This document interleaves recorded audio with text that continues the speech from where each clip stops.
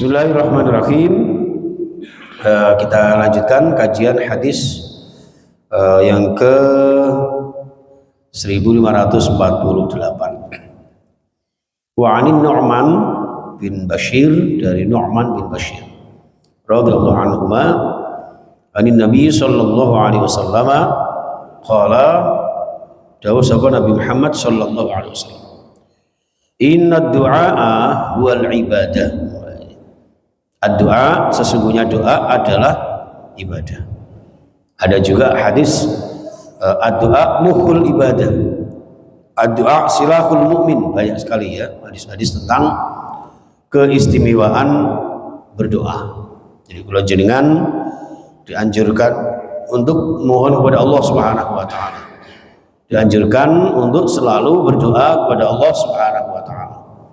Ad-du'a wal ibadah, rawahul arba'ah wa sahahahu at-Tirmidzi. Hadis riwayat Imam 4 dan disahihkan oleh Imam at-Tirmidzi. Bahkan di Al-Qur'an itu jelas ya. Di sini juga ada hadis ruhnya ibadah adalah doa. Doa mukhul ibadah. Ada juga yang ayatnya sering kita dengarkan, ud'uni astajib lakum. Jadi kita dianjurkan untuk berdoa. Bahkan orang yang tidak berdoa itu termasuk orang yang sombong. Jadi inilah hebatnya Allah Subhanahu wa taala. Kalau manusia itu semakin dimintai semakin bosan, ya, semakin tidak mau. Ya, tapi kalau Allah panjenengan semakin minta kepadanya, Allah semakin suka. Semakin panjenengan banyak permohonan kepada Allah, maka semakin dicintai Allah. Jamaah sekalian.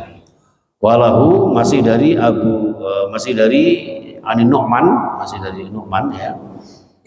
Atau masih dari hadis Imam At-Tirmidzi dari Abu Hurairah radhiyallahu anhu, laisa syai'un akrama 'ala Allahi min ad-du'a. Laisa ora ana apa syai'un suwiji-wiji akrama yang paling mulia, yang paling dimuliakan Allah ya Allah ya, di hadapan Allah, minat doa, daripada doa. Tidak ada sesuatu pun yang paling mulia menurut Allah Subhanahu wa taala, yang paling mulia di hadapan Allah Subhanahu wa taala, kecuali doa. Di doa ini yang paling dimuliakan Allah Subhanahu wa taala. Hadis sahih Ibnu Hibban dan Imam Al-Hakim. Ya, ini jamaah sekalian ya, monggo sama-sama kita banyak doa ya. Banyak doa dengan mohon pertolongan Allah.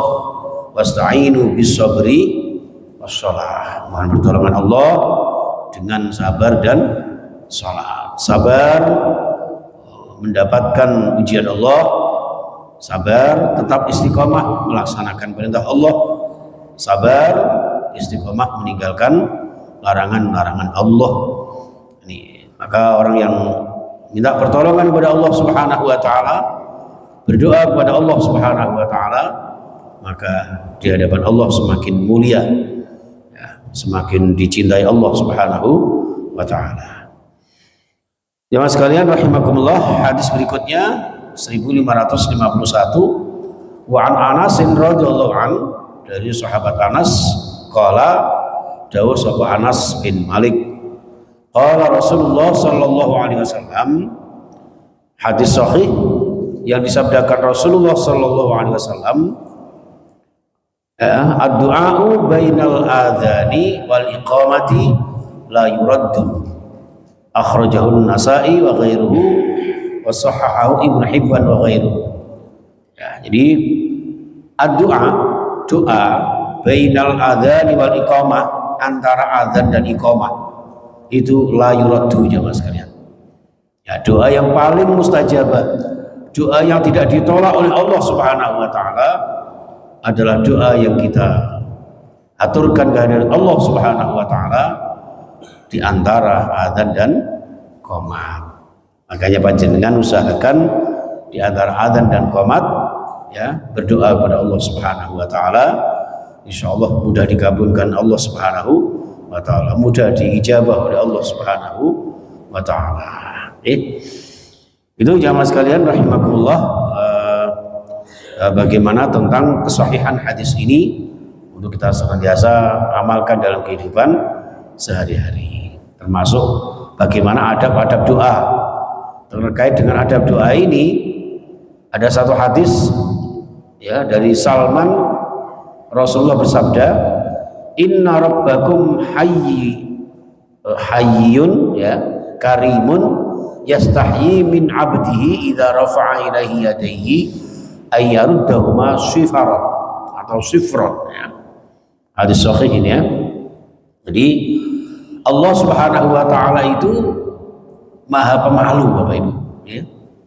Allah itu Maha Pemalu terhadap hamba-hambanya, Maha Pemurah di hadapan hamba-hambanya, dan Allah merasa malu terhadap hambanya ketika hambanya berdoa sambil mengangkat kedua tangannya ya, ayyaruddahu sifran, kemudian menolaknya dengan tangan kosong ya.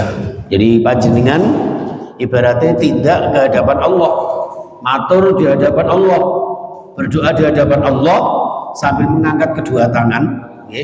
Itu oleh Allah Subhanahu wa taala merasa malu kalau tidak mengabulkannya, merasa malu kalau tidak mengijabahi doa panjenengan semua ya.